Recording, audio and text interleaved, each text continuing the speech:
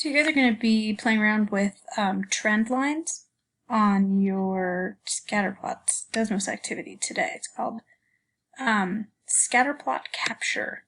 So you're going to use these dots to make almost like a goalie kind of net, and you want to capture this last point and pay attention to how you are awarded points. If it's a game, if you were to make it really wide, notice you get fewer points. The idea is you want to capture this last point on your scatter plot, but if you make it super broad and easy to capture, you get fewer points. So if you make it narrower and a little harder to capture, see how your point values increase?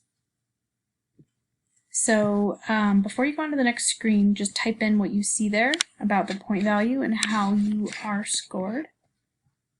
Share with the class so everybody can see. You're going to go to the next screen. Notice you only have the opportunity to move these up and down.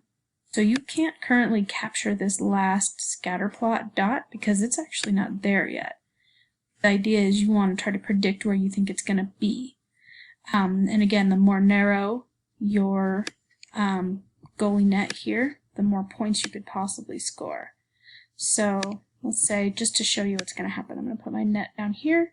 If I push try it, I got 0 points because I didn't catch it. I think I can try it again. Nope, can't try it again. You guys are going to have to do a better job than I just did.